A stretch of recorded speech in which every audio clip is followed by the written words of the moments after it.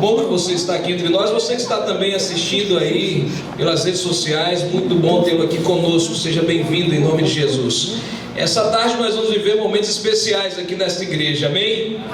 Nós teremos momentos que nós abriremos a palavra, momentos de instrução, momentos de louvor.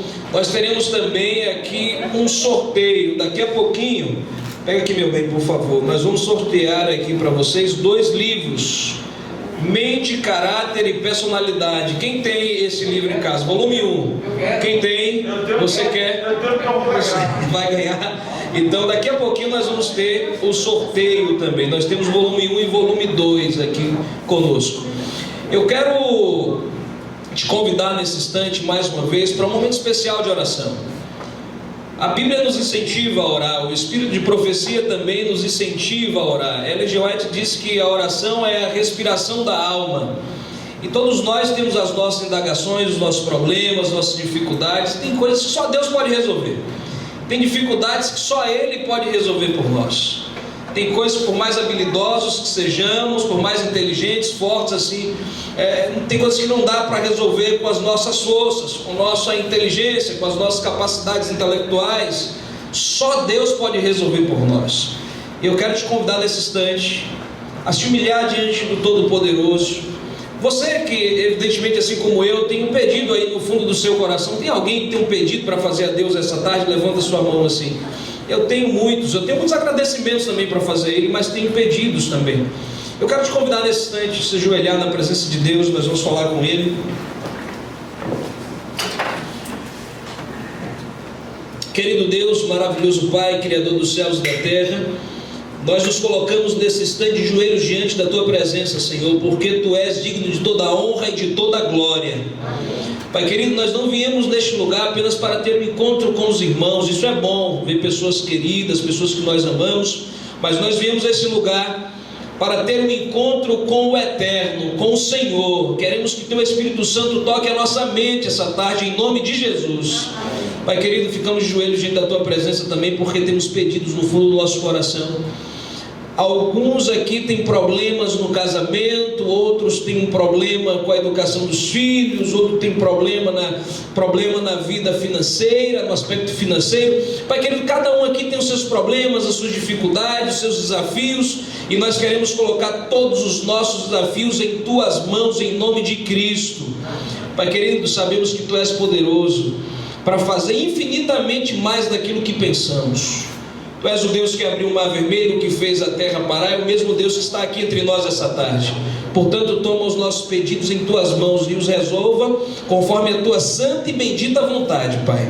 E que o maior milagre do universo aconteça entre nós aqui essa tarde, o milagre da salvação em Cristo Jesus. Fica conosco, Pai, permaneça conosco. É o que eu te peço e desde já te agradeço, em nome de Jesus. Amém. Amém. Queridos, eu acho que dispensa aí apresentações. Eu já conheço a igreja aqui, mas para aqueles que não me conhecem, eu sou o pastor Jefferson, estou acompanhado hoje aqui da minha esposa, a Nayara, sou pai de 2 filhas, a Rebeca e a Letícia. Tenho o privilégio de estar hoje no departamento de publicações e espírito de profecia da Missão Bahia do Sudoeste.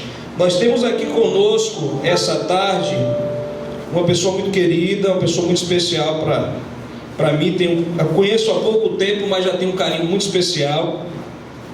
Ele esteve pastoreando igrejas e outras coisas mais aí. Ele foi pastor na ativa de 1979 a 2015. Hoje ele é pastor jubilado, mas não deixou de trabalhar para a obra de Deus, continua trabalhando para a obra de Cristo. Ele foi capelão do Hospital Adventista de Manaus. Ele foi redator da Casa Publicadora Brasileira. Você tem algum livro na sua casa, da Casa Publicadora Brasileira? Pois nós temos aqui hoje conosco o pastor Francisco Lemos. Ele foi redator da Casa Publicadora Brasileira. Pastor Francisco, por gentileza. Pastor Francisco, essa tarde vai nos dar algumas orientações. Deus tem usado ele de maneira poderosa. Pastor, que Deus continue te usando, que essa tarde mais uma vez, através das palavras que o Senhor vai usar aqui, iluminado pelo Espírito Santo, nós possamos ser instruídos pelo mesmo. Que Deus te abençoe e que Deus te use de maneira poderosa.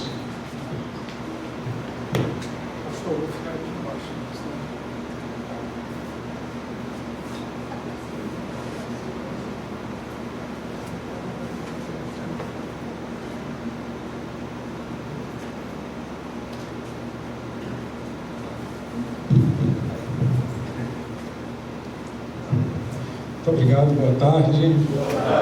Prazer estar com vocês aqui em Jequié. Eu conheço Jequié desde o tempo quando eu fiz o curso de teologia e tinha lá alguns colegas que eram daqui dessa cidade, né? O Cacau, vocês sabem quem é o pastor Cacau? Sabe quem é o pastor Cacau? O pastor Cacau é daqui, o pastor Aureliano Ferreira, né? Pastor Zinaldo Santos foi meu colega na Casa Publicadora, em Manaus também, foi pastor aqui em Jequié. Não sei se tem alguém que conhece o pastor Zinaldo. Ele escreveu a meditação? Ele escreveu a meditação de 2020. Foi o primeiro distrito do pastor Zinaldo, foi aqui em Jequié. Muito bem, eu vou falar sobre os profetas extrabíblicos. Quem são os profetas extrabíblicos? São aqueles profetas que não têm o nome deles em um livro da Bíblia. Muitos estão lá: Daniel, Oséias, Jeremias, Ezequiel, mas tem outros que não. Eles foram profetas, mas Deus julgou que não era necessário que os escritos deles estivessem relacionados, porque muitos até escreveram livros. O profeta Ido, ele foi um historiador, ele foi um profeta de Deus, mas o livro dele não está na Bíblia. Então vamos pensar nestas pessoas aqui hoje à tarde. Por quê? Porque Ellen White também é uma profetisa extra-bíblica, né? Lembrando que quando nós estamos falando em profeta, nós queremos falar de mensageiros. Às vezes nós ligamos o profeta com o vidente, aquele que tem visões, né? Como foi o caso de Daniel, foi João lá na ilha de Pátimos, né? Que foi apóstolo e profeta. Mas o profeta, a principal função do profeta, tanto no Antigo Testamento como no Novo Testamento, era ser mensageiro, era levar uma mensagem. E você pode ver isso claramente na história de Moisés, por exemplo, a quem Deus deu a função de tirar o povo de Israel do Egito. Quando Moisés ia falar com o faraó, ele dizia: o Senhor me mandou dizer a você, rei, que liberte o meu povo, deixe o meu povo ir. Então Moisés era o que? Um mensageiro. É chamado de profeta na Bíblia, um grande profeta. Porém, nós não conhecemos profecias de Moisés. Moisés foi essencialmente um mensageiro de Deus. Por quê? Porque o dom da profecia, irmãos, ele está na igreja. Ele faz parte da história da igreja. E segundo Paulo, escrevendo aos Efésios, o dom da profecia estaria na igreja até que a igreja alcançasse a plena estatura de Cristo. Leiamos Efésios capítulo 4, e aqui nos versículos, a partir do verso 11 até o versículo 14.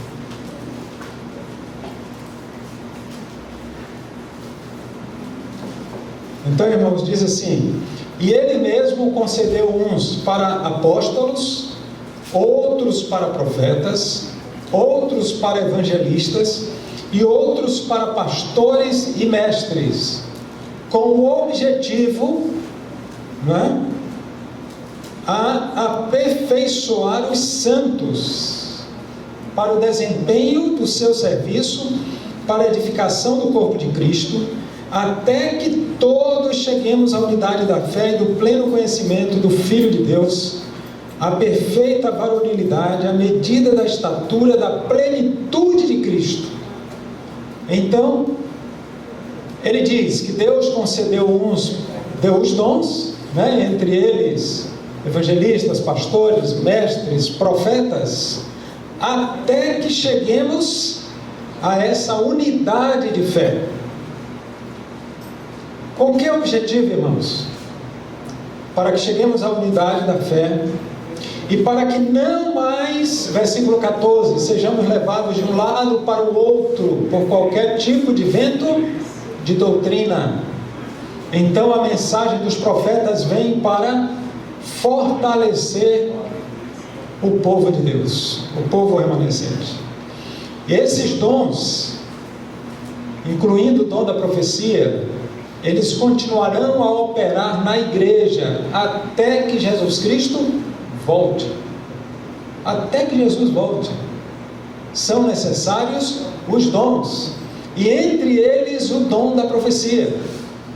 Está na relação aqui de Paulo. E isto, à medida que nós nos aproximamos da grande crise, se torna mais necessário ainda. Diante de nós está uma crise que, segundo Ellen White, será a maior crise pela qual o povo de Deus irá passar. Uma coisa importante, quando nós estudamos sobre isso, é pensarmos também na nossa identidade. O que é a identidade? A identidade são aquelas características que distinguem uma pessoa, que distinguem uma nação, que distinguem um animal. Isso são coisas que formam uma identidade, né?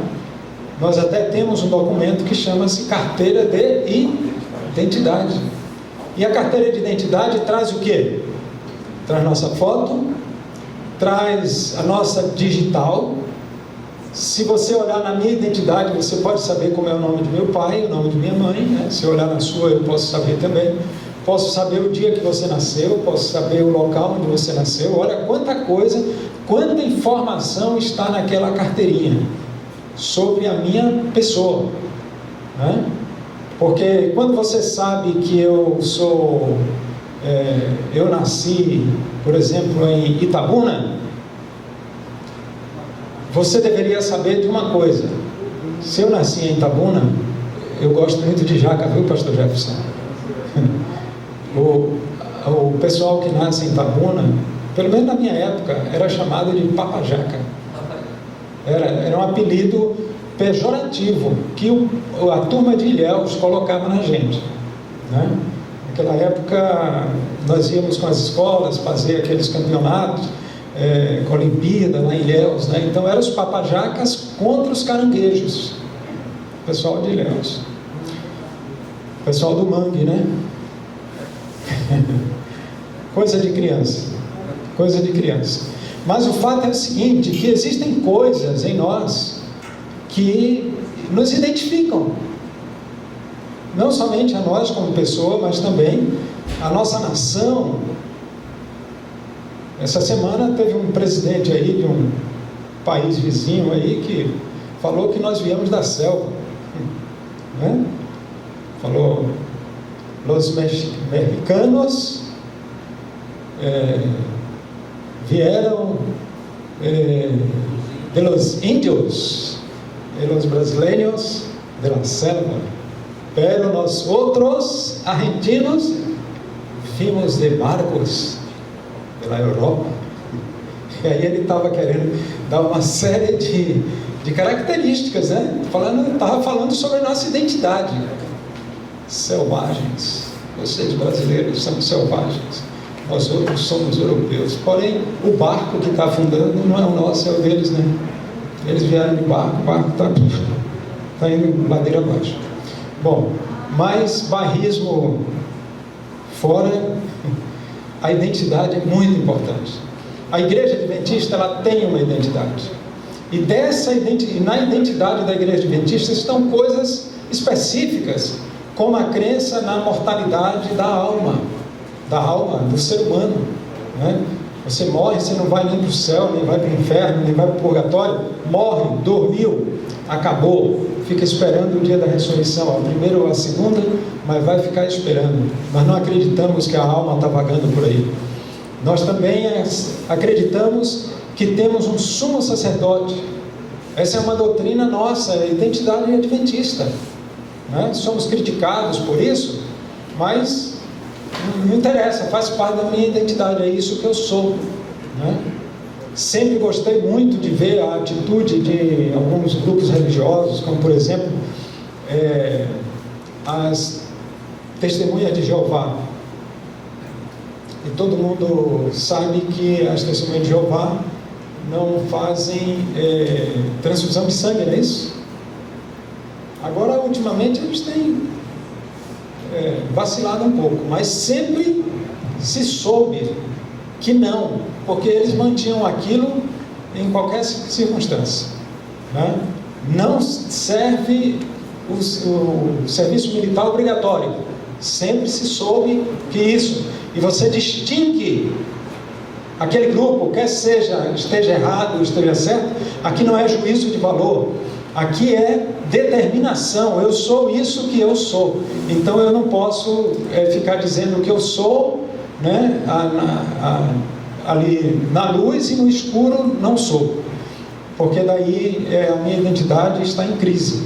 O dom profético faz parte, irmãos, da nossa identidade.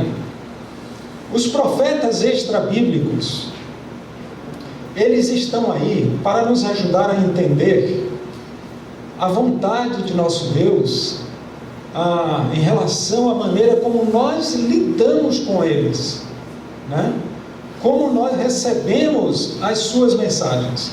Eram pessoas inspiradas por Deus, tinham o dom da profecia, mas não foram incluídos no cânon da Bíblia, ou seja, eles não aparecem aqui. Muitos tiveram uma participação muito importante na história do povo de Deus. Olha o caso de Natã, por exemplo. Natã, um profeta extrabíblico, foi aquele profeta que chamou Davi, né?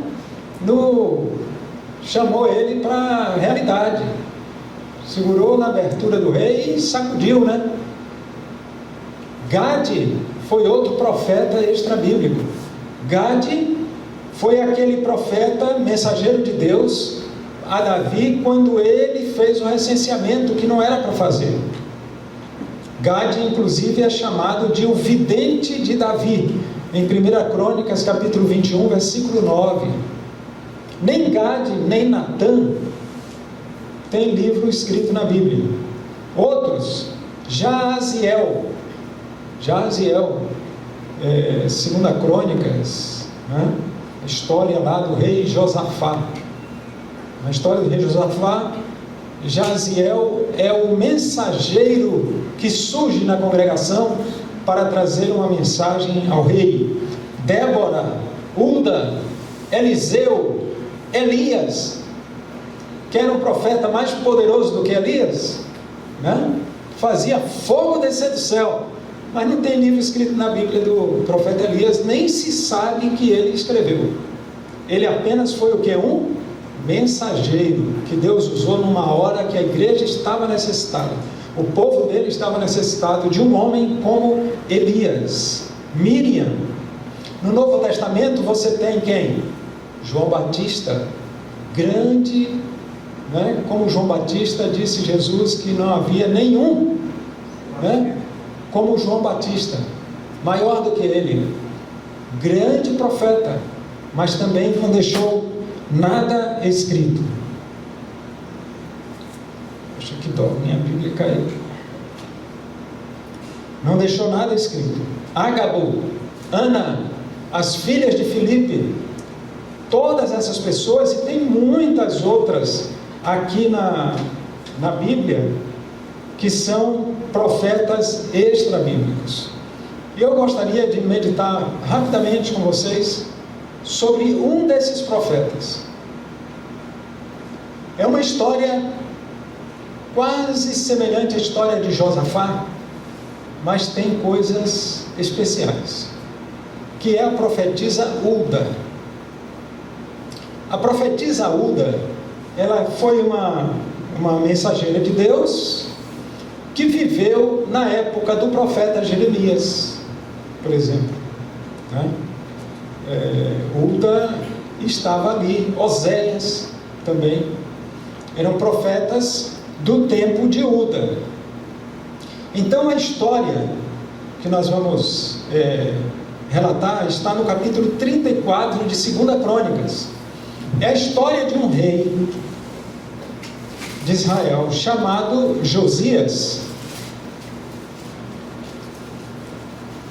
Olha, a história de Josias tem muita coisa interessante. Ano é 621. Ano 621.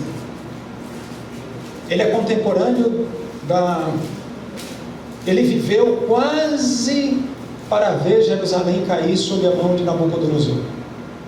Mas aos 8 anos de idade, Josias se tornou rei em Jerusalém. Ele era filho de Amon, um rei. Era neto do rei Manassés e bisneto do rei Ezequias. Então ele era de uma família real. Mas o pai e o avô de Josias estiveram entre os piores reis de Judá. Esse Manassés está na conta dele, inclusive a morte do profeta Isaías, né? Tradicionalmente se acredita que ele cerrou Isaías ao meio, se escondeu num tronco e mandou cerrar. Era bonzinho ele, né? Gente fina, né? O Manassés. E ele gerou, né? A Amon, que gerou a Josias. Nesse contexto de apostasia, porque quando Josias nasce, Judá estava totalmente corrompida pelo paganismo. Esses reis, eles construíram altares, né, templos a deuses pagãos, realizaram cultos pagãos. Então vem Josias e quebra o ciclo. Isso me remete a uma coisa muito importante. Não é porque nasceu no lar de um pagão que se torna pagão, né? Nem o contrário também não é verdade. Não é porque nasceu no lar onde os pais são santos, cristãos, que vai ser santo e cristão. Porque tudo vai depender de quê? Das escolhas. Todas as pessoas fazem escolhas. Josias, ele fez uma escolha. E ele foi responsável pelas escolhas que ele fez. Se você tem aí um filho, você tem aí alguém da sua família, não é? Ou você conhece alguém que nasceu num lar adventista, num lar bem estruturado, e de repente você vê que essa pessoa se desencaminhou, a primeira tendência nossa é o quê? Culpar os pais. Olha, é filho de pastor que está fazendo. É filho do ancião. O pai é crente, guarda o sábado. Ó, o filho é traficante. Então, a história de Josias nos mostra que um jovem, né, pode nascer num pântano e se tornar um lírio, né, incontaminado. Assim foi Josias. Apesar de seu pai, apesar de seu avô, apesar do poder que ele tinha na mão, ele escolheu trilhar um caminho diferente. E a Bíblia diz que antes dele não houve rei que lhe fosse semelhante, que se convertesse a Jeová de todo o coração, de toda a sua alma, segundo toda a lei de Moisés. Depois dele não se levantou outro igual. 2 Reis, capítulo 23, verso 25. Então, Josias, aos 8 anos, se tornou rei. E no 8 anos depois, aos 16 anos de idade, ele um adolescente, né? Josias iniciou uma reforma religiosa no seu reino. Começou a arrumar a situação que seu pai e seu avô tinham quebrado. 300 anos, achei isso muito interessante, lá em 1 Reis, capítulo 13, versos 1 e 2, a gente pode até ler, porque é bonito ver essas coisas na palavra de Deus. 1 Reis, capítulo 13, versos 1 e 2.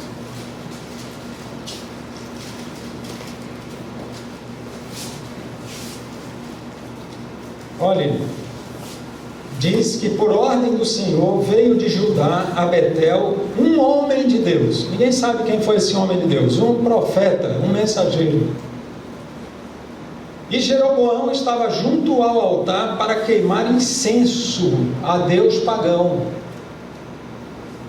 Então esse profeta clamou contra o altar e disse, por ordem do Senhor, por ordem de Jeová, assim diz Jeová: eis que um filho nascerá à casa de Davi, cujo nome será Josias, o qual sacrificará sobre ti os sacerdotes dos altos, que queimam sobre ti incenso, e ossos humanos queimarão sobre ti. O cumprimento dessa profecia está no capítulo 23 de 1 Reis, de 2 Reis, aliás. Capítulo 23 de 2 Reis. Vejam o que foi que Josias fez nessa reforma dele. Ele realmente pegou os sacerdotes pagãos que havia ali, matou e queimou em cima do altar. Arrancou os ossos deles das sepulturas e tocou fogo no altar. E cumpriu a profecia daquele homem de Deus que havia sido... Capítulo 23 de 2 Reis, versos 15 a 20. Eu não vou ler aqui para não delongar muito. Então Josias destruiu o rastro pagão deixado por seu pai Amon, pelo seu avô Manassés, e até mesmo por Salomão. Ainda tinha os rastros do paganismo de Salomão, que construiu altares e templos para suas esposas idólatras. E no 8º ano do reinado de Josias, quando ele estava com 26 anos de idade, aos 16 ele começou a reforma, e aos 26 ele começou a reconstruir o templo. O templo estava lá abandonado, claro, se eles tinham se voltado para os deuses pagãos, o templo de Jeová estava abandonado. E Josias começou a reformar o templo. E acontece uma coisa, 2 Crônicas 34, 14 a 18, nos diz que quando eles estavam ali reformando o templo, eles encontraram uma coisa. O que foi que eles acharam lá? O livro da lei. Irmãos, agora me digam, como é possível perder a Bíblia dentro da igreja? Como é possível uma coisa dessa? Porque aquilo que eles tinham era uma peça valiosíssima. Naquela época não tinha Bíblia como tem hoje, de todos os tamanhos, cores, e você pode ter 10, 15, 20 Bíblias em casa, Eles tinham uma cópia da Bíblia manuscrita. Então era uma peça valiosíssima. Ali estava o que? O Pentateuco, muito provavelmente, de Moisés. Era o que eles tinham. E eles perderam. Eles fizeram de conta que não existia, deixaram para lá. E na reforma de Josias, então eles encontram o livro. Ilquias encontra o livro e leva o livro a Josias. Foram 3: os levitas, Safã, que era o escriba, e Ilquias, que era o sumo sacerdote. Levaram o livro para Josias. E o que estava escrito no livro? Ao ler o livro e ver todas as maldições que existiam para os que buscavam o paganismo, Josias, aqui rasgou as suas vestes, em sinal de desespero. E ali estava, Ilquias, estava Safã, estavam os levitas à disposição do rei. Mas o que Josias falou para eles? Busquem um mensageiro do Senhor. Eu quero ouvir a palavra do Senhor. O que eu acho muito interessante nessa história, irmãos, é que eu até citei erradamente Oséias, mas na época de Josias havia 3 profetas que pregavam e chamavam o povo à reforma e ao arrependimento: Jeremias, Abacuque e Sofonias. Tinham esses 3 profetas. Mas eles buscaram quem? Uma mulher. Quem foi a mulher? Hulda.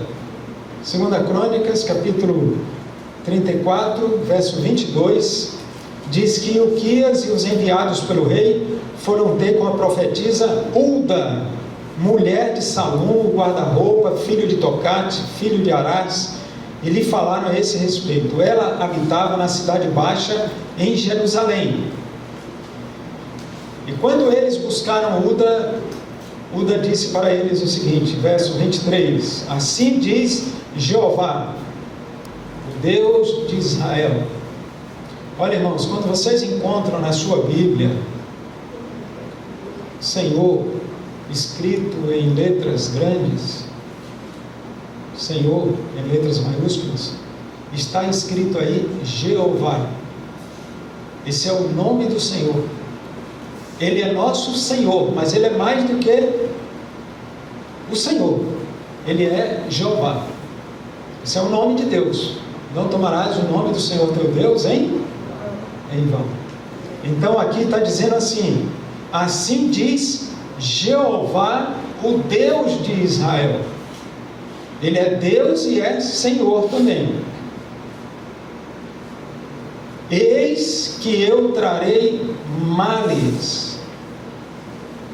Bom, antes dizei ao homem que vos enviou a mim: trarei males sobre este lugar, sobre seus moradores, a saber, todas as maldições escritas no livro que leram diante do rei de Judá, visto que deixaram-me e queimaram incenso a outros deuses, para me provocarem a ira com todas as obras das suas mãos. O meu furor está derramado sobre este lugar e não se apagará. Porém o rei de Judá, ela disse, morrerá em paz. Essa mensagem, ela teve uma importância muito grande. Josias tinha na mão dele o Pentateuco, o livro da lei. O livro já dizia tudo, mas o que ele queria? Ele queria entender o significado daquele livro para os dias dele. Queria entender o significado para aquele momento que ele estava vivendo. As palavras de Moisés, o que elas significavam nos seus dias. Então, ele queria mais. Sabia que a ajuda humana não era suficiente. Por isso ele enviou essa delegação a Hulda. Então, a primeira mensagem de Hulda era: Jeová não vai poupar os pecadores. Pronto, o juízo virá. E a segunda mensagem era: você, Josias, rei, você será poupado. Você vai descer à sepultura em paz. Josias morreu, irmãos, em decorrência de um ferimento numa batalha enfrentando um faraó do Egito chamado Neco. Morreu naquela batalha. 23 anos antes das invasões de Nabucodonosor a Jerusalém. Josias não assistiu, à destruição nem de Jerusalém, não viu seu povo ser carregado como escravo para a Babilônia, não viu o templo ser destruído. Nada disso. Então, era o significado da mensagem de Uda: você vai morrer em paz. Mas os demais cairão nas garras do juízo de Deus.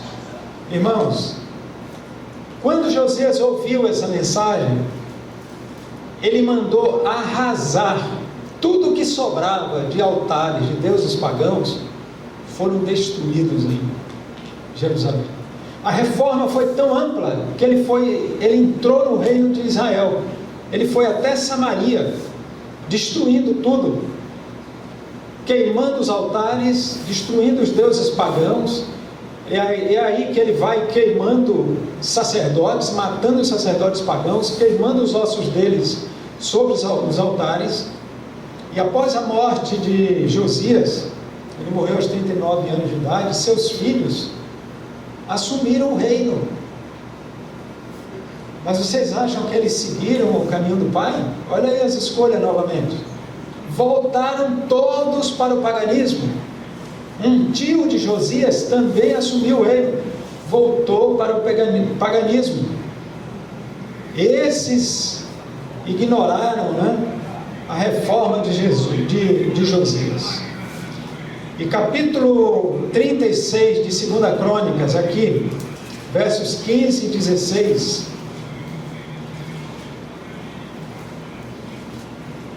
porque depois aqui vem a questão da invasão de Babilônia.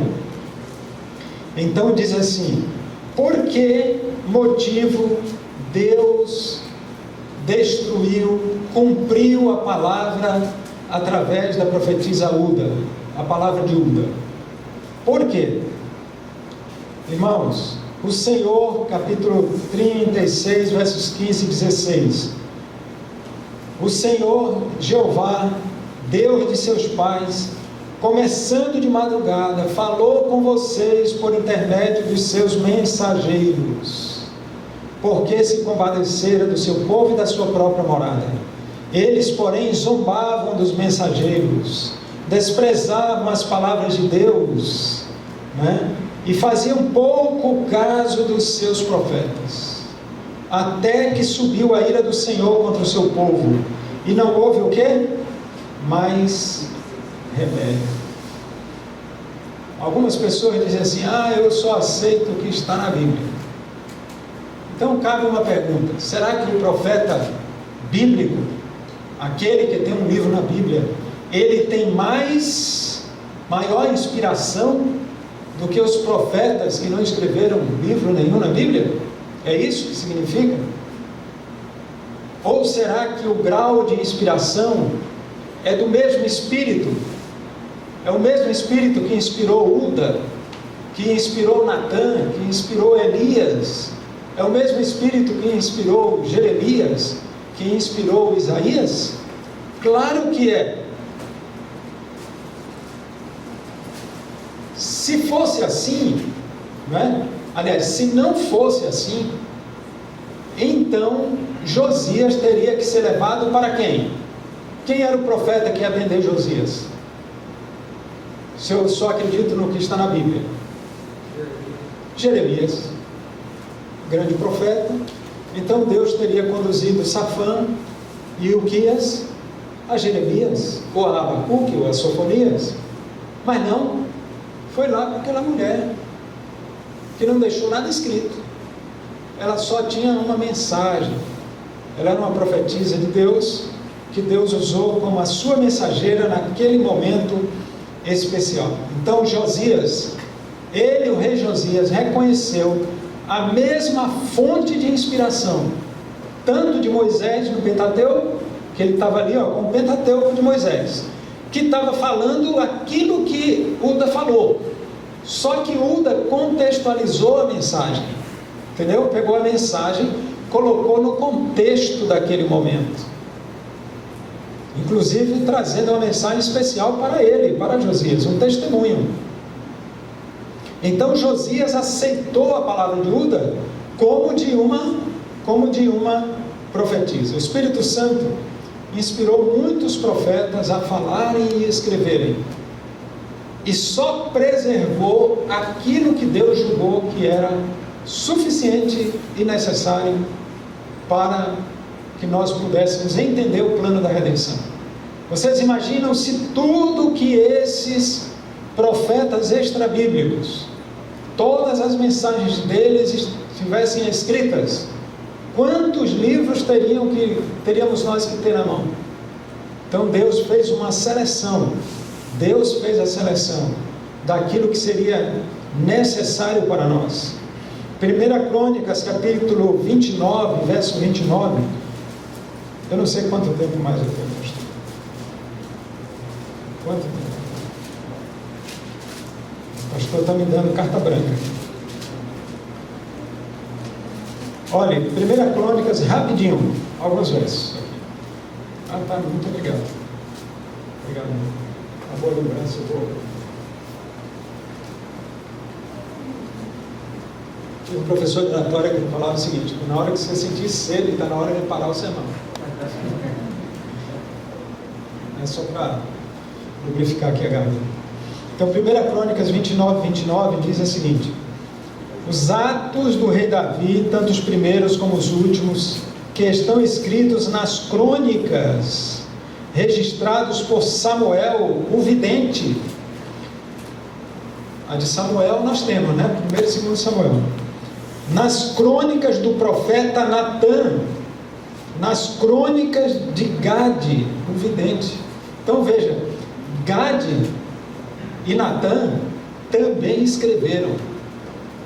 Não está na Bíblia. Tem um outro, 2 Crônicas, capítulo 9, 29, aliás, tem vários outros.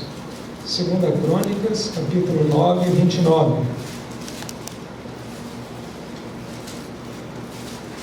Quanto aos mais atos de Salomão, tanto os primeiros como os últimos, porventura não estão escritos no livro da história de Natã, o profeta, na profecia de Aías, o silonita, e nas visões de Ido, o vidente, acerca de Jeroboão, filho de Nebate?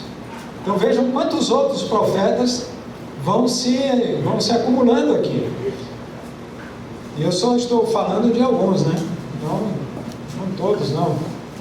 Porque a gente não teria um tempo suficiente para isso, não. Então os escritos desses profetas, eles tinham uma mensagem para o povo de Deus da sua época, contextualizando e aplicando a mensagem à necessidade deles. E Ellen White, ela diz que os escritos desses profetas foram para o povo de Deus de sua época como uma luz menor para guiar homens e mulheres à luz maior. É como ela aplicou essa frase aos seus escritos também, dizendo que as mensagens, os testemunhos que ela recebeu são uma luz menor para guiar a uma luz maior. Então, uma ilustração rápida que eu acho que dá para a gente entender isso. O que é um telescópio?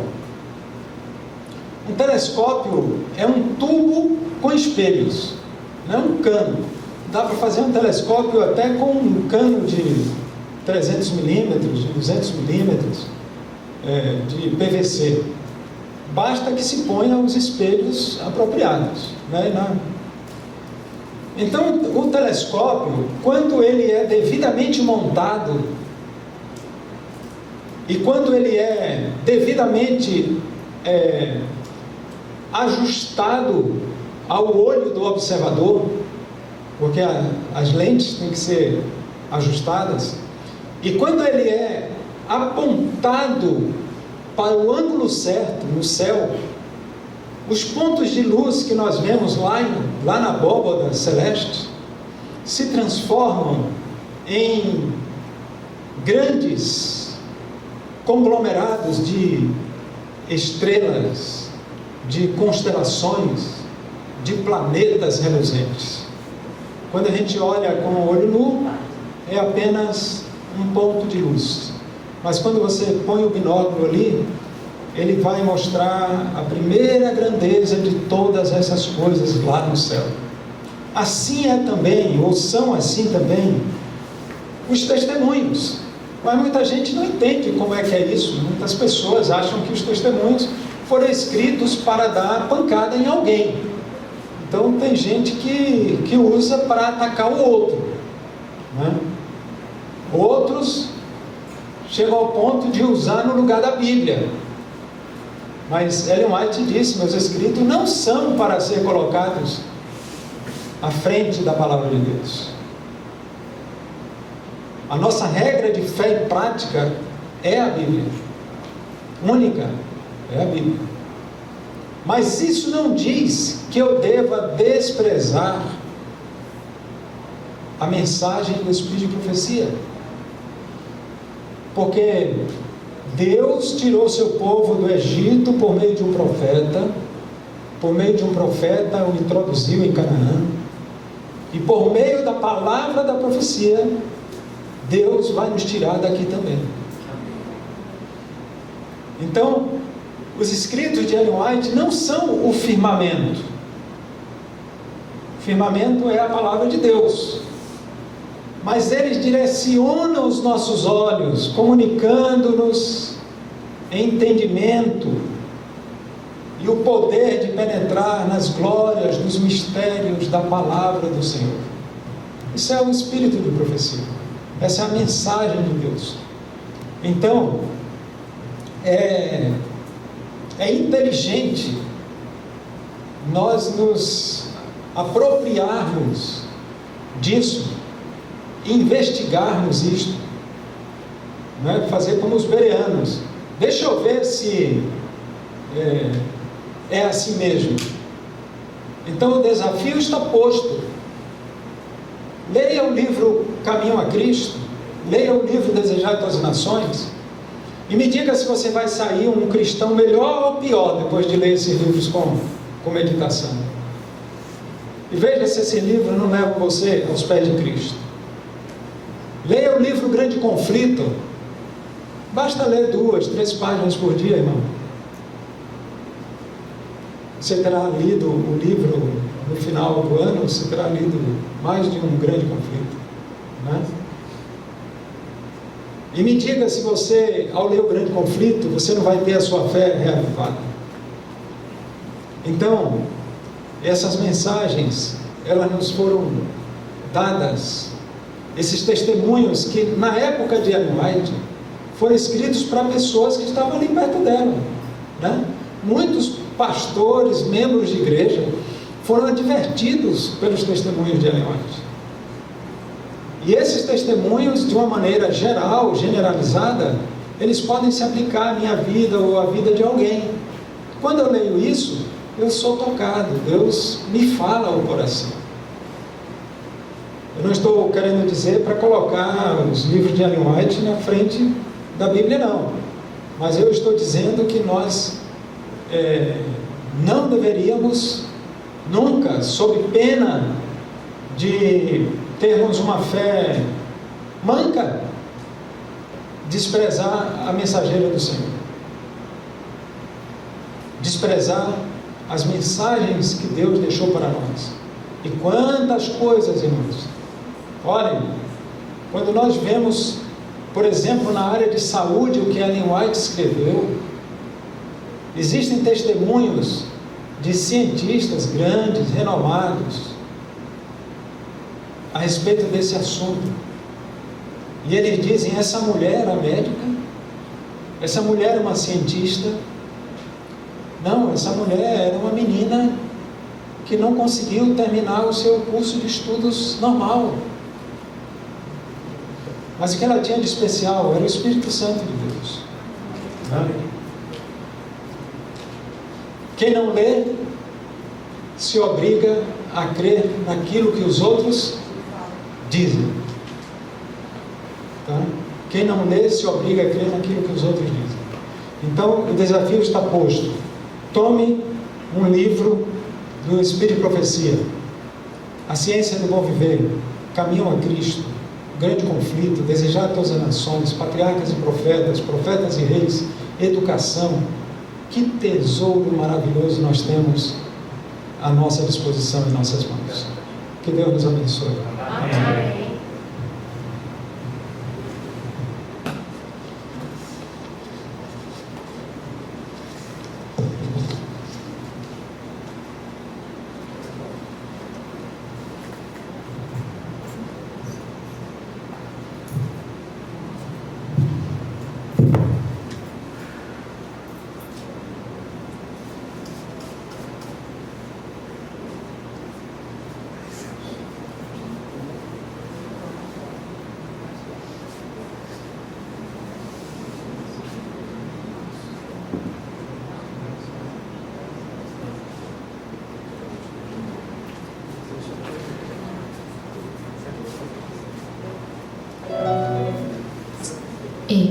Uma boa tarde para todos. Boa tarde.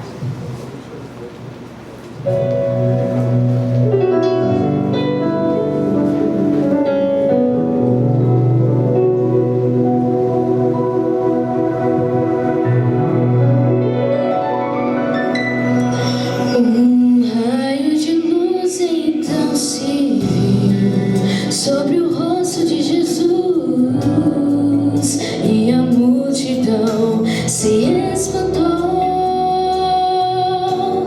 Eram alguns homens numa fé, um telhado a romper e um coxo a lhe apresentar. Jesus olha para o coxo e diz: perdoado tu estás. É mais fácil lhe dizer, para a multidão acreditar: levanta-te, põe-te a andar. Levanta e anda, levanta e anda. Toma tua cama e vá. Levanta e anda, levanta e anda. Vai e não peques mais.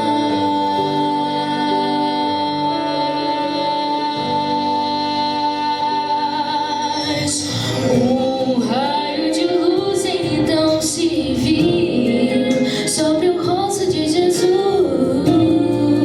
e a multidão se espantou.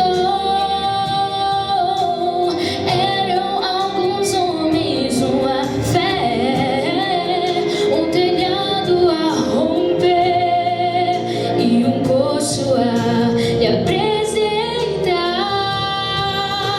Jesus olha para o coxo e diz: perdoado tu estás. É mais fácil lhe dizer, para a multidão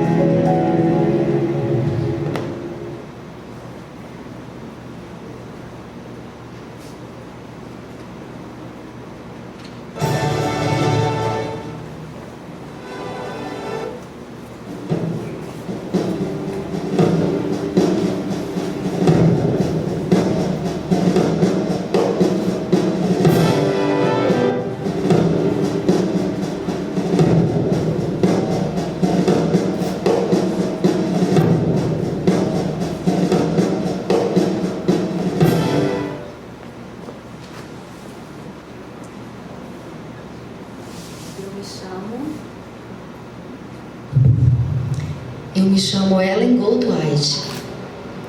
Nasci em Gorham, Maine, no dia 26 de novembro de 1827.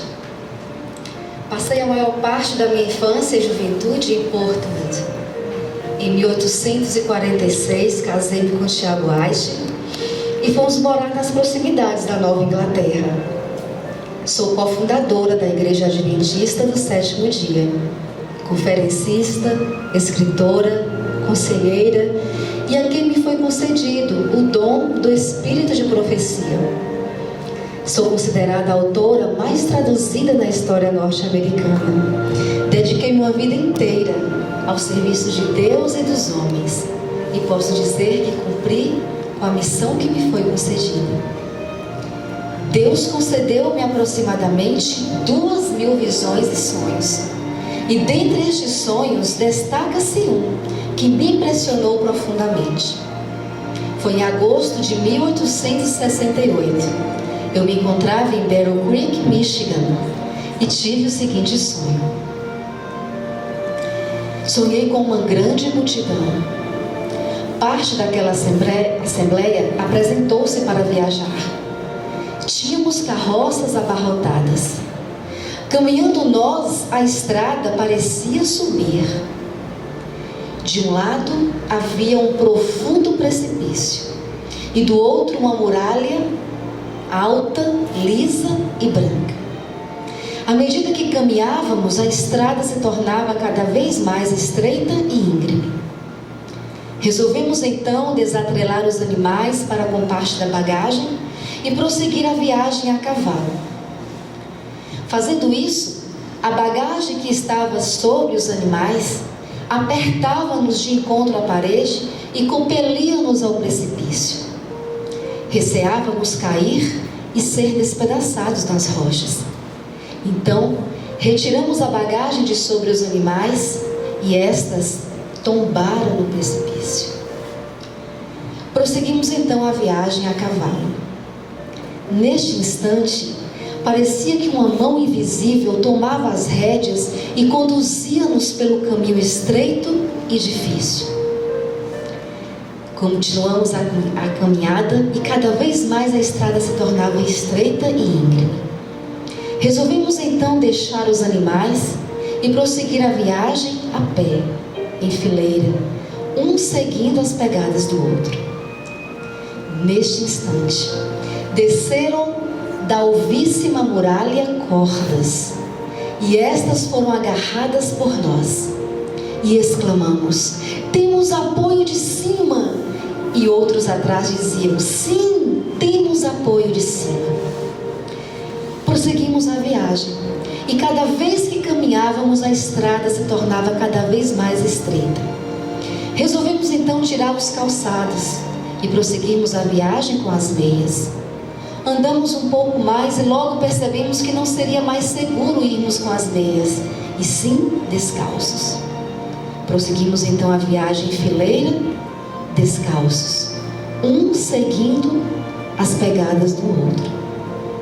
Neste instante, lembrei-me então daqueles que não estavam acostumados a passar por privações e agruras. Onde estavam eles agora? Não se achavam entre nós. Em cada parada que faziam, muitos ficavam para trás, por não estarem acostumados a passar por agruras. Mas os que permaneciam no caminho estreito e difícil, permaneciam firmes, pois sabiam que tinha algo à frente para eles. E cada vez mais permaneciam firmes e exclamavam: temos apoio de cima! E todos atrás diziam: temos apoio de cima. À medida que caminhávamos, olhávamos para o precipício.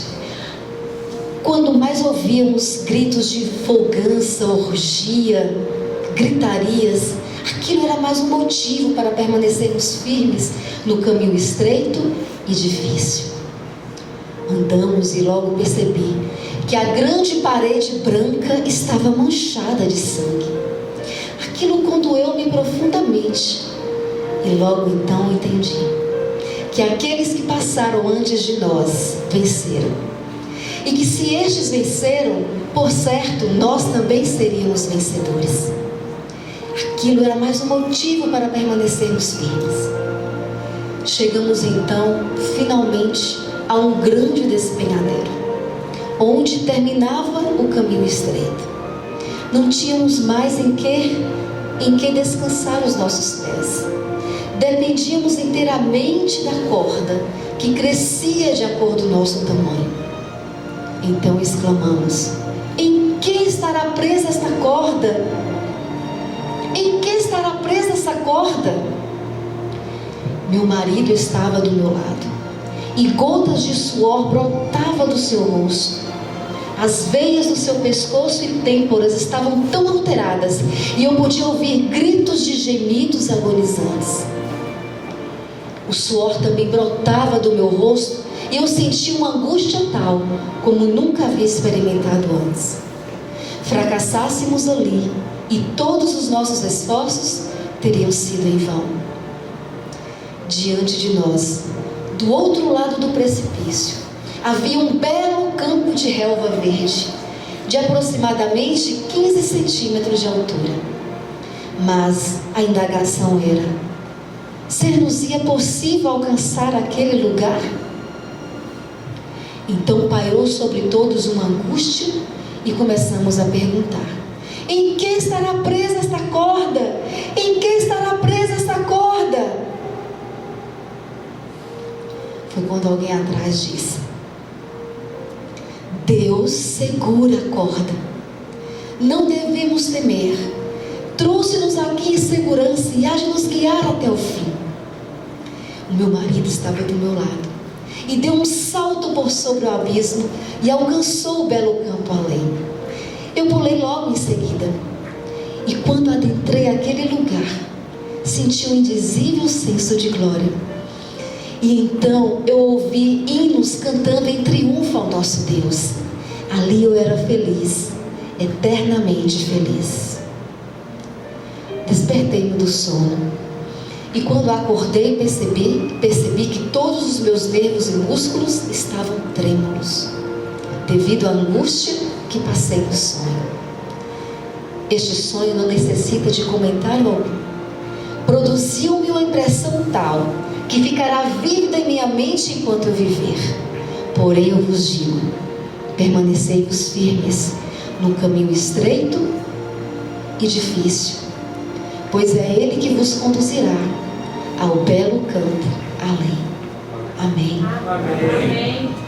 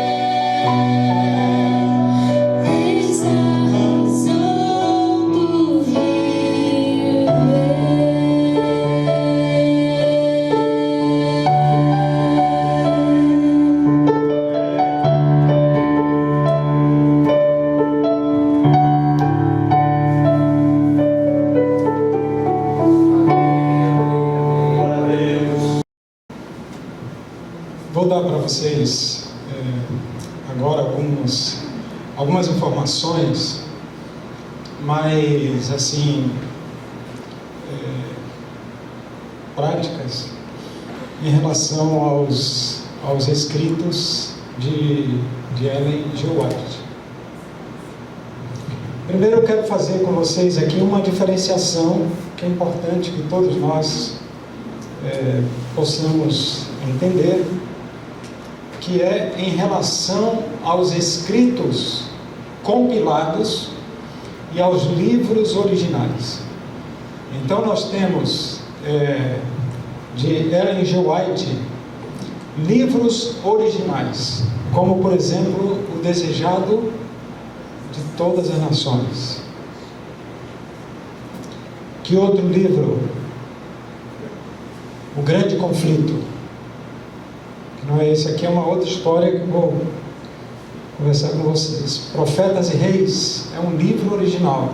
O que é um livro original? É um livro que ela sentou para escrever um livro sobre esse momento dos profetas e reis de Israel, né? O livro Educação também é um livro que foi escrito sobre educação, da pena de Ellen White, é um livro original dela. A Ciência do Bom Viver, olha, todo mundo tem que ler esse livro aqui. Todo mundo tem que ler. É um livro maravilhoso. Vou mostrar aqui para vocês. Ó.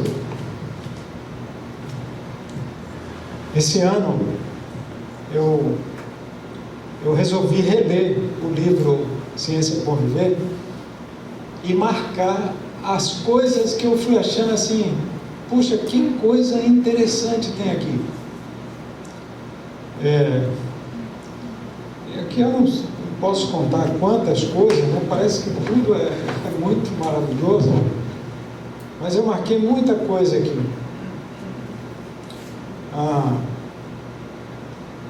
Na página 506, olha, diz assim, que aqui ela está falando da nova terra. A luz da lua será como a luz do sol, e a luz do sol será 7 vezes maior do que é hoje. Isso aqui me chamou a atenção, né? Bastante. E aí ela vai falando assim, tantas coisas aqui, né? Aqui nesse livro que tem aquele texto: todo verdadeiro discípulo nasce no reino de Deus como um missionário. Aqui ela diz assim, olha, que não devemos ir para o céu como um bando de lamentadores e queixosos. Está na página 251 desse livro. E eu achei um texto aqui interessante, Danilo, falei com você hoje de manhã. É um texto aqui da página 199 e também na página 481. Pastor Jefferson, Pastor Adson, ela diz aqui que Deus indeniza seus obreiros, sabia? Você já ouviu falar em indenização de obreiro? O fulano e tal foi indenizado, né? Ele diz assim, é quando o obreiro sai, né? Mas aqui, rapaz, eu encontrei um texto que respondeu tantas coisas para mim, tantas coisas, e eu já tinha lido esse livro, não tinha nunca me atentado. Olha o que ela diz aqui, ó.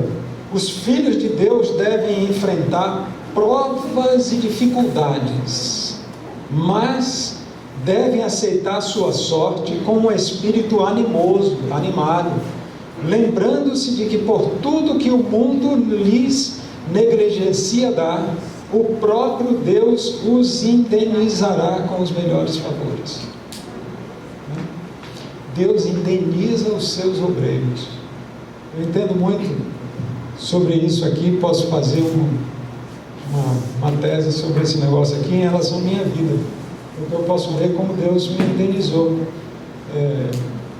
depois de tantas dificuldades, tantas coisas que a gente vai passando, né? Mas Deus não deixa os seus obreiros na mão. Então esse livro aqui, Ciência do Bom Viver, é maravilhoso, irmãos. Isso aqui é um tipo de livro de Ellen White que você tem. Você tem um outro tipo de livro, que eu trago como exemplo, Conselhos sobre Regime Alimentar. tá? Que são as compilações. Então você tem os livros originais e você tem os livros compilados. O que é que são os livros compilados? São os livros onde aquelas pessoas que são chamadas de depositários do patrimônio literário de Ellen White, ou seja, os pastores que cuidam desse patrimônio, eles vão reunindo os testemunhos de Ellen White sobre determinados assuntos, determinados temas. Então você tem conselhos para idosos, né? Um livro bem interessante para os idosos, só conselhos que ela reuniu em determinados momentos, foi um testemunho que ela fez para um idoso, e isso é reunido. Nesse livro, Conselhos sobre Regime Alimentar, é assim também. Ele não é um livro que Ellen White sentou para escrever sobre saúde. Esse aqui sim, ó. Este é A Ciência do Bom Viver, um livro fantástico e maravilhoso. Esse Conselhos sobre Regime Alimentar também é muito bom. Mas nós, ao lermos, nós temos que lembrar de que ele é uma compilação, ou seja, os autores pegaram e foram reunindo palestras de Ellen White, né, sermões, artigos que ela escreveu para a revista, testemunhos que ela deu para irmãos da igreja, para pastores, sobre o tema da alimentação. Tá? Então, e um detalhe sobre esse livro aqui, que ele é muito rico. Por quê? Porque ele traz, além do texto, ele traz o ano em que ela escreveu esse testemunho. Às vezes pode ter um texto que ela tirou desse livro, que é do livro Ciência do Bom Viver, que está aqui também. Tá? Então, repete. Então, esse aspecto aqui, os irmãos entenderam. Livros originais e livros que são compilados. Tá? É a mesma autora, mas não foi organizado por ela. Esse aqui foi, né? Profetas e Reis, toda a série Conflito. Agora uma coisa aqui que eu vou falar para vocês. Livros adaptados. Livros adaptados. Esse aqui é um livro adaptado. É um grande conflito, que já foi chamado de condensado. Né? Foi uma edição feita para fazer uma distribuição especial. Então se condensou, segundo o critério dos editores, os capítulos mais interessantes, para tornar um livro ágil e a pessoa ter uma ideia do grande conflito, lendo isso aqui. Mas para nós é o grande conflito mesmo, né? 600 e tantas páginas. É realmente muito bom. Depois que eu terminei de ler o Ciência do Bom Viver, agora eu estou lendo o Grande Conflito novamente, né? É maravilhoso a gente recordar toda aquela história, né, dos valdenses, dos hussitas, né, conhecer a história de João Wycliffe, a estrela da manhã da Reforma, né, e de outros, João Hus, Lutero, né, tudo isso está no livro Grande Conflito. Esse aqui é uma adaptação. E essa série aqui, ó, é outra adaptação. Série Conflito, que também é chamada de Os Escolhidos, né? Obrigado. Olha aqui, ó. Esse aqui, Os Escolhidos, é a adaptação do Patriarcas e Profetas para quem? Para os juvenis, para os adolescentes. Entendeu? É? Olha aí, que maravilha, tá vendo? É um livro maravilhoso. Hoje pela manhã nós vimos um testemunho, né? Foi apresentado lá na igreja de uma jovem que se batizou depois de ler essa série aqui. Então aqui está, olha, o Grande Conflito, está o Patriarcas e Profetas, está o Desejado de Todas as Nações, Profetas e Reis. Tudo aqui, obrigado. Tudo aqui numa linguagem adaptada para o público.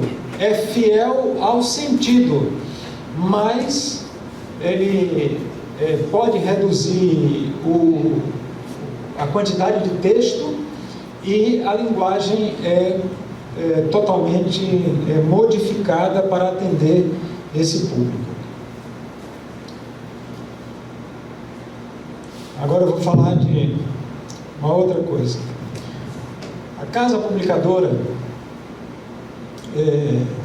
iniciou um projeto há uns 7 anos, aproximadamente, de atualizar todos os escritos, todos os livros de Ellen White que nós temos em português. Esse foi o meu último trabalho lá na Casa Publicadora. Eu trabalhava na equipe que atualizou uma parte desses livros aqui. Esse livro aqui, eu tive o privilégio de editorar esse livro para fazer a atualização dele. É um livro maravilhoso, um livro de educação. E essa coleção aqui, olha, foi o primeiro bloco de livros que foram atualizados. O que é a atualização, irmãos? A atualização, ela é feita em relação ao texto, mantendo toda a originalidade do livro, mantendo os significados e tudo, mas ela mexe nas palavras, né? Então, às vezes, um texto mais rebuscado, ele é simplificado.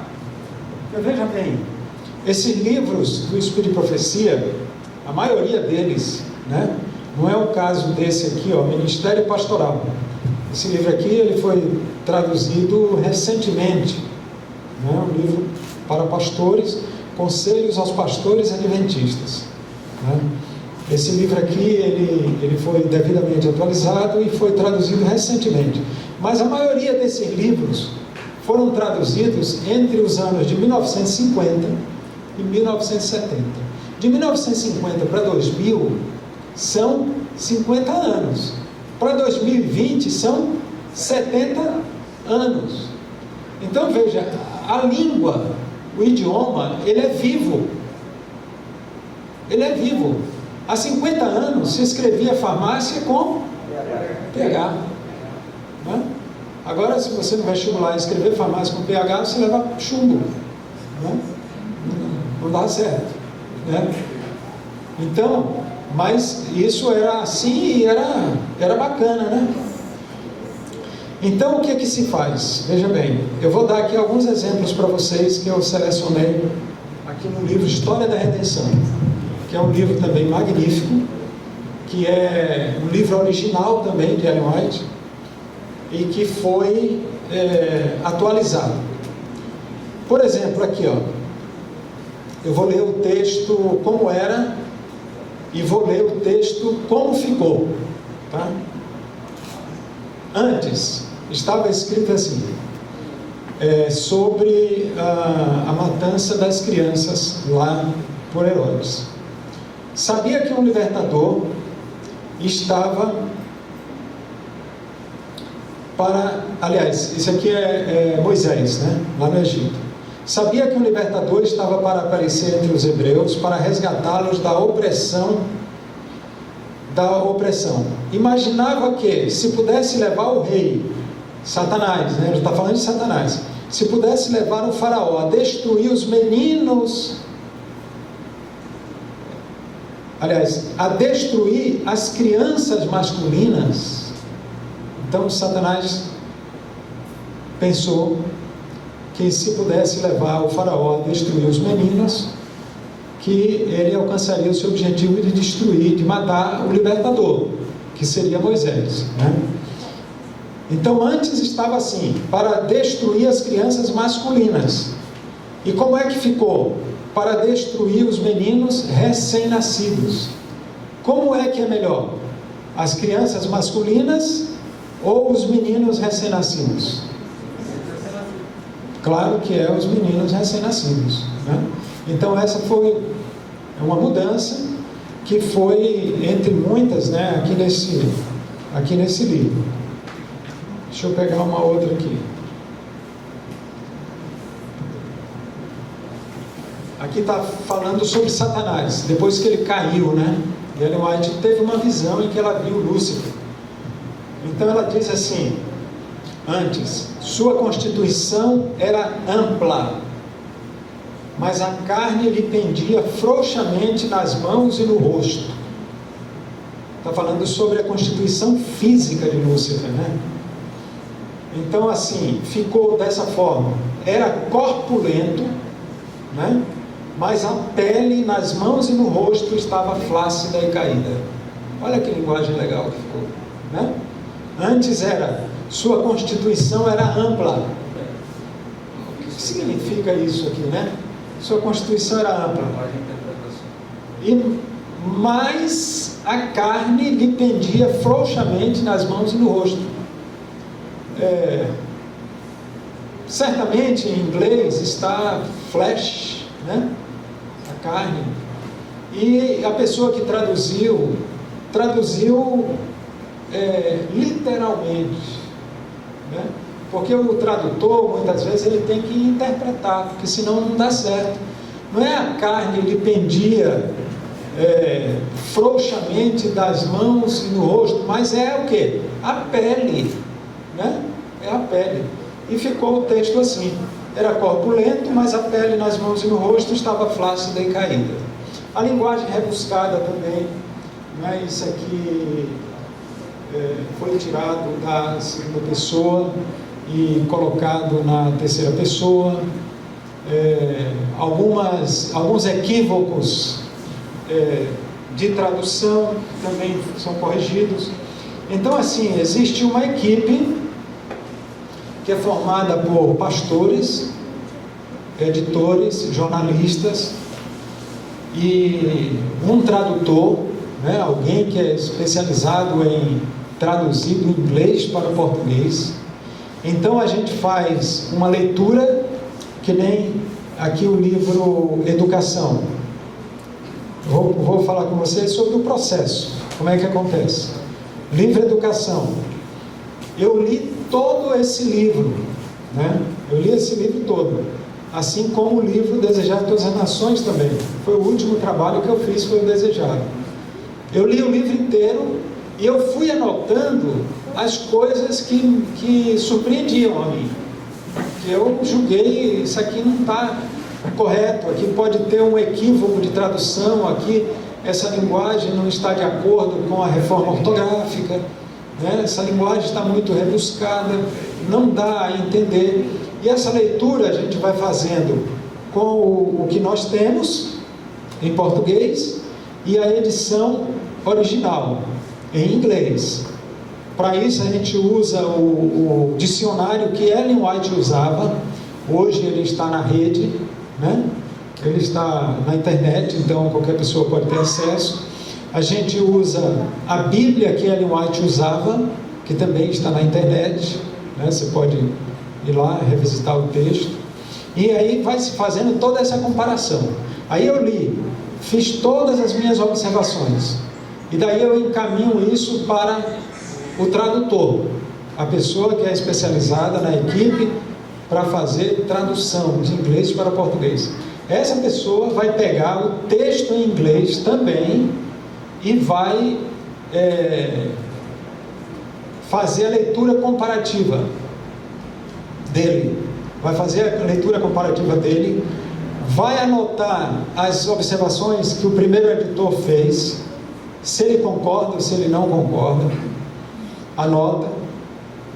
Aí depois nós nos reunimos, éramos 4, né? Eram 3 pastores e o tradutor. Nos reuníamos numa sala e íamos pegar observação por observação, uma por uma. Os 4 tinham que chegar ao consenso. Se não chegasse ao consenso, nós tínhamos que voltar novamente para o original e trabalhar de novo aquele texto. E aí, cada coisa que ia colocado no consenso ia sendo aceito no texto. Depois disso, o texto vai para ser passado a limpo. Ou seja, o que é o texto passado a limpo? Vai ser todo digitado de acordo com aquelas observações que o grupo fez. Vai passar na mão de um outro revisor, que não faz parte da equipe ali imediata. Vai passar na mão de um outro revisor. E aí volta de novo para a equipe. E só sai depois que todo mundo está de acordo. Todo mundo está de acordo, então aí o texto sai. Aí ele vai para a arte, volta, corrigido, lê de novo, lê outra vez, volta, lê de novo. Então é um trabalho gigantesco. E fazer isso com todos os livros de Espírito e Profecia não é fácil. Então agora eu já sei que a série Conflito, que é o Desejado, o Patriarcas, Atos dos Apóstolos, Profetas e Reis, isso aí já está todo revisado na linguagem atual. Agora, quando a casa publicar isso, se você quiser ter um livro atualizado, ótimo, né? O que nós temos na mão, ele não está estragado, ele tem a mensagem, né? Só que ele é um pouco mais, digamos assim, antigo, né? Um pouco mais antigo. Ninguém deve deixar de ler o Espírito e Profecia porque não tem os livros atualizados, né? Mesmo porque a gente tem que pensar duas vezes se a gente vai jogar o nosso livro fora e comprar um outro, né? O meu Ciência do Bom Viver, por exemplo, eu não sei se eu quero mais, nessa altura do campeonato, de dispensar esse livro, né? Está todo marcadinho com minhas observações aqui, né?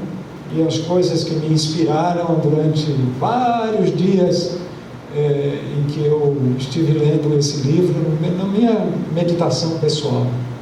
É um livro meditativo esse aqui. Bom, é um devocional, Ciência do Bom Viver.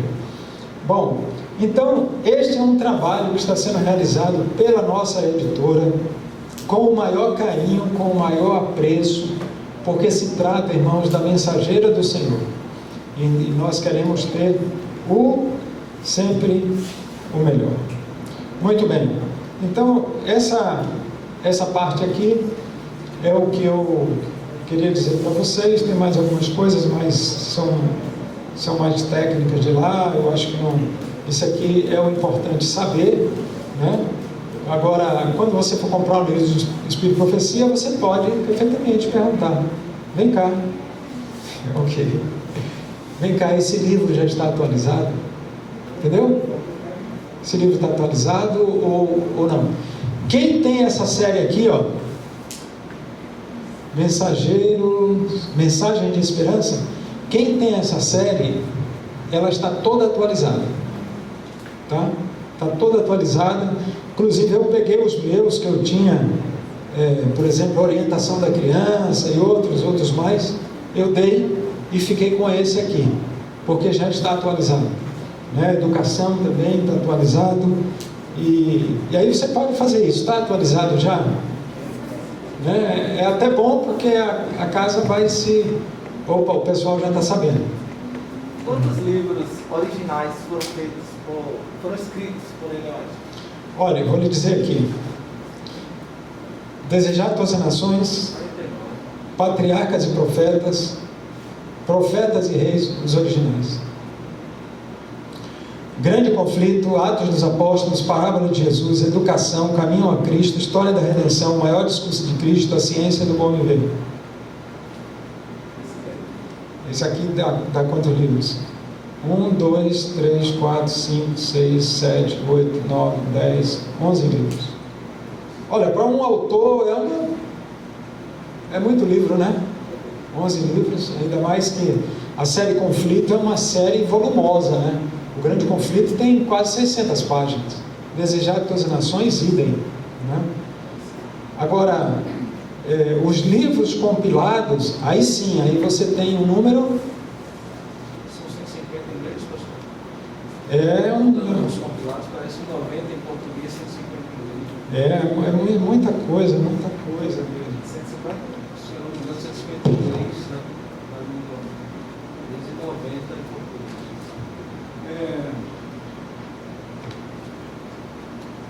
Eu tenho aqui uma lista que apresenta 25 livros originais, né? Porque tem aqueles livros, por exemplo, a Vida no Campo, né? Que teria que ser incluído como livros originais dela, e tem 64 livros compilados. Então esse aqui dá um total de 89. Agora não sei se isso está atualizado, de repente pode ter. Não sei se, por exemplo, o Testemunhos para Idosos, se está aqui nessa lista ou não, entendeu? Mas são 60 mil páginas manuscritas, milhares de cartas. Então, você vai fazendo isso aí. Os devocionais que foram feitos dela também contam como livros compilados, né? Então, é um número enorme que nós temos. Bom, pastor, eu estou terminando aqui. Muito obrigado pela atenção de vocês. Se eu continuo aqui conosco, nós estamos quase terminando. Ainda tenho aqui esses dois presentes aqui nas mãos, mas nós temos agora um momento que nós estipulamos na mira da profecia. Talvez você tenha a sua pergunta aí nas mãos, talvez você escreveu aí no papelzinho, você recebeu a folhinha. Entregue aí para a gente agora, para a gente poder fazer essa pergunta para o pastor. Se você... Isso, pode chegando aqui as perguntas. Enquanto vai chegando as perguntas, eu quero desde já agradecer ao pastor Adson por este momento especial que está nos proporcionando aqui. Nós tivemos hoje pela manhã um momento muito especial na igreja do Joaquim Romão 4. O que foi que aconteceu lá na igreja Joaquim Romão 4? Enquanto você vai trazendo sua pergunta, quem tiver mais perguntas. Lá nós tivemos a inauguração de um mini centro White, um mini centro de pesquisa White. Nós tínhamos aqui 2 minicentros até o ano passado aqui no nosso campo. Esse ano nós inauguramos 4 e vamos inaugurar mais 4 para a honra e glória de Cristo. E nós inauguramos um hoje, lá no Joaquim Romão 4. Mas eu confesso que o meu sonho, pastor Lemos, é ter um minicentro White aqui também nessa igreja, visto que essa igreja aqui é a sede do distrito. Amém, irmãos? Amém. Então, meu sonho é ter um minicentro White aqui também. Tem alguns passos que precisam ser dados, evidentemente, para que se tenha um minicentro White aqui. O primeiro passo é a eleição de um diretor de publicações e Espírito de Profecia. Quem é o nosso diretor de publicações e Espírito de Profecia? Ele está aqui entre nós? Aqui, o nosso diretor está aqui. Então já tem o diretor eleito, publicações, Espírito de Profecia. O segundo passo é votar o minicentro White na comissão da igreja. Então, se essa igreja que tem um desejo desse espaço, é um espaço que visa preservar uma das características da identidade da igreja remanescente, preservar a história da igreja no âmbito mundial e a história da igreja local. Então, se você deseja ter esse espaço aqui na tua igreja, conversa com o pastor Adson, conversa aqui com o líder de publicações. Esses são os primeiros passos a se fazer. Depois disso, evidentemente, aí tem o acervo, a separação de um lugar especial para que se tenha esse minicentro White. E eu estou aqui me colocando à disposição dessa igreja aqui também, para ajudá-los nesse processo de validação e de certificação do minicentro White. É interessante que essa igreja aqui, como sede do distrito, possa ter também o seu minicentro de pesquisa White. Irmão Walter, a festa hoje lá na igreja Joaquim Romão 4 foi muito bonita, não foi? Ficou bonito o minicentro White lá, irmão Walter. E eu quero mais uma vez parabenizar aqui o irmão Walter. Ele colocou a mão na massa, literalmente. Foi ele que fez os móveis, foi ele que pintou lá a sala, à frente da igreja para esse momento de inauguração. Então eu quero voltar aqui, irmãos, daqui a algum tempo, para esse momento de inauguração. Pastor Francisco Lemos, nem fiz o convite, fazer um convite ao vivo aqui, volta junto comigo aqui para o momento. Hoje nós tivemos a presença lá na igreja Joaquim Romão 4 do diretor do Espírito de Profecia para a divisão sul-americana. Então foi uma festa bem bonita e eu quero voltar aqui para fazer essa festa aqui nessa igreja também, em nome de Jesus. Amém. Primeira pergunta já chegou. Será que tem mais alguma pergunta? Nosso tempo é bem curto. Nós tivemos um atraso logo no início, então nós temos o tempo um pouquinho mais reduzido. Mas, pastor, já tenho a primeira pergunta aqui. Se alguém quiser fazer mais alguma pergunta, sinta-se à vontade.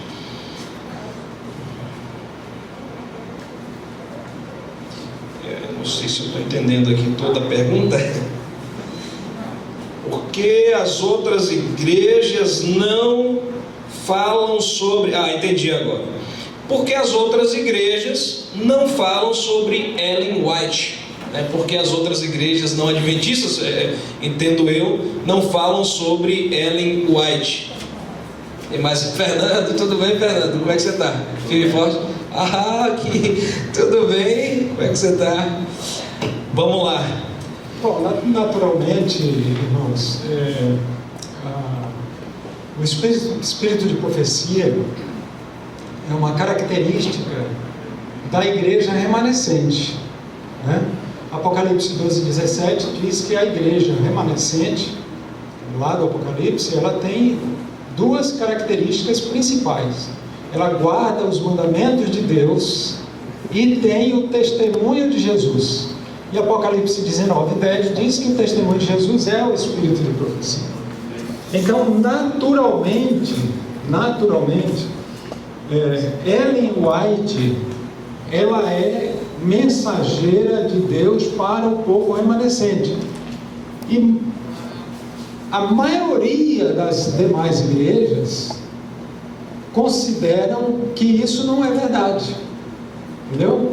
Então eles não vão falar de Ellen White, porque se eles admitirem Ellen White, eles têm que se tornar adventistas. Eles até falam, né, pastor? Falam mal. Mas falam mal, né?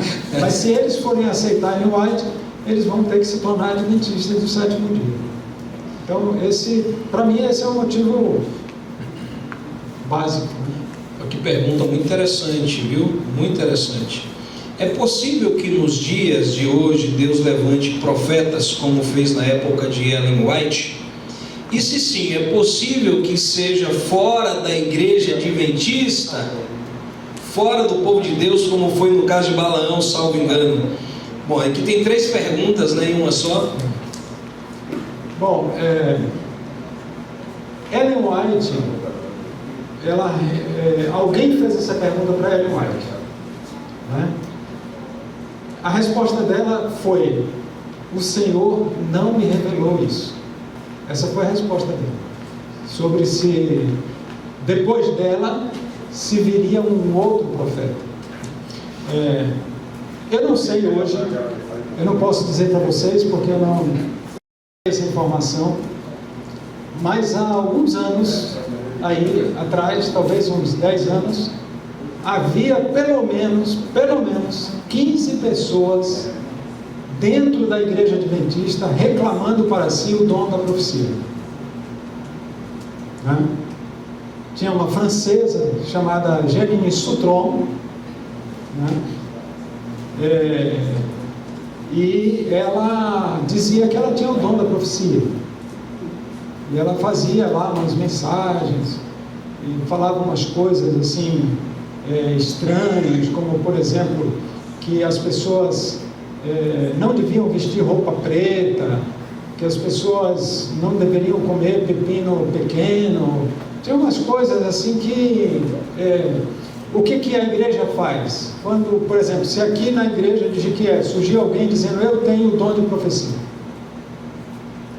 né? A igreja encaminha isso para um setor especial da Associação Geral, que vai analisar as mensagens da pessoa, né? Que vai analisar essa pessoa, os seus frutos, a sua vida, porque quando chega a um ponto desse, o profeta tem que ter fruto, tem que ter mensagem, né? E tem que ter fruto. Então, a igreja vê isso com responsabilidade, né? E hoje, certamente, deve ter muitas pessoas que estão catalogadas lá na Conferência Geral, que reclamam para si o dom de profecia, né? Eu não sei se com toda a mensagem que nós temos no Espírito de Profecia, através de Ellen White, que nós não lemos ainda, não conhecemos, não praticamos, se Deus vai trazer um outro profeta. Mas certamente, se houver uma necessidade, Deus pode dar uma mensagem para alguém na igreja. Eu creio que o Espírito Santo não está bloqueado. Muito bem, pastor. Aqui tem 3 perguntas, né, acho que da mesma pessoa. Acho que a terceira quem vai ter que responder sou eu, acredito. Mas a primeira é a seguinte: existiam outros com um dom profético nos dias de Ellen White? A primeira pergunta. A segunda: é necessário fazer uma exegese dos escritos de Ellen White para ter um melhor entendimento? E a terceira: existe algum auxílio da missão para a implantação do Centro White? Olha só, tinha uma pessoa no tempo de Ellen White, chamava-se Anna Philip, que ela reclamou para si também o dom da profecia, né? Mas ela não foi, digamos assim, levada, assim, não foi considerada. Então, Anna Philip, e vocês sabem que quando Ellen White foi chamada, Deus tinha chamado 2 rapazes antes, né? Asen Foss e o William Foy. Então esses 2 rapazes foram chamados, mas eles não aceitaram a missão e Deus terminou chamando Ellen White. Então, no tempo dela, nós temos esses 2, nós temos a Anna Philip também, né? Mas a igreja entendeu que Ellen White reunia todas as características. Os testes do profeta foram feitos com ela, né? Os testes bíblicos foram feitos com Ellen White, e ela foi satisfatoriamente, digamos assim, aprovada nesses testes, né? A segunda, pastor, é se precisa ser feita uma exegese para entender melhor os escritos de Ellen White, né? Olha, veja bem, um adolescente hoje, vou dizer aqui, um adolescente hoje já tem uma exegese aqui para esse, né, uma série de conflito, que é essa adaptação, né, dos livros para uma linguagem mais popular. Então, quando está se fazendo uma atualização, você está facilitando o entendimento, né? Como não é um texto escrito em hebraico, não é um texto escrito em grego, né? Mas é um texto escrito em inglês, então fica mais fácil entender esse texto na tradução, sem uma dificuldade assim tão grande. Claro que quem sabe ler em inglês, vai lá no original e lê, né? Porque toda tradução perde, irmãos. Toda tradução, ela perde. Não há, é por isso que se faz a atualização. Porque o tradutor, ele pode se enganar. Um dos grandes pecados dos tradutores é traduzir literalmente. Porque a tradução é quase um dom. É quase um dom. Você traduzir e você penetrar no pensamento do autor que escreveu.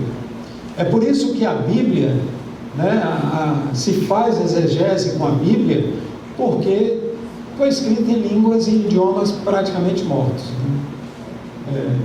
Então, aí sim, aí você tem que fazer uma exegese, mas o livro de Ellen White não precisa de uma exegese como se faz com a Bíblia, né? É mais fácil o entendimento.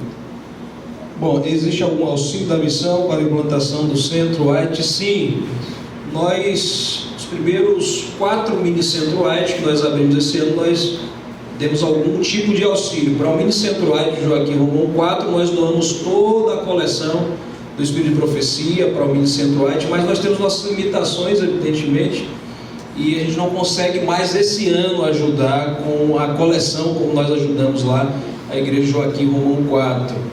Mas entre em contato comigo no particular, que a gente pode conversar, ver o que a gente pode aí contribuir para esse mini-Centro White aqui dessa igreja. É claro que a gente contribui trazendo aqui as pessoas, os palestrantes, a estrutura, mas eu quero andar uma milha a mais como nós temos andado, essa milha a mais com os primeiros que nós já inauguramos esse ano. Volto a repetir, nós temos nossas limitações, mas converso com o pastor Adson, se o desejo aqui da igreja é inaugurar um minicentro aqui, nós vamos ajudá-los na medida do possível. Amém? Amém. Muito bem. Vamos ter que limitar aqui as perguntas por conta do horário, mas vamos aqui. Essa daqui é a pergunta, creio que bem fácil. Entendo que as cartas escritas às 7 igrejas da Ásia foi para o tempo deles. Trazendo para os nossos dias atuais, qual a igreja da Ásia está nos representando? As 7 igrejas. Nós estamos, assim, veja bem, todas as 7 cartas, todas as 7 igrejas, elas têm mensagens para o povo remanescente de Deus hoje. Todas as 7 igrejas. Mas, tradicionalmente, a igreja adventista identifica a igreja de Laodiceia como sendo o último período, né? Como sendo o último período. Mas desde a primeira igreja até a última igreja, ali tem características que devem ser vistas ou não no povo remanescente. Tem lições para nós. 7 cartas. Ok. Pastor, nos últimos dias, nos dias atuais, existe predestinação? A pergunta é sobre predestinação. Irmãos, nós não cremos em predestinação, irmãos, a não ser a predestinação para a salvação de todo aquele que crê. Todos foram predestinados para a salvação pela vontade de Deus.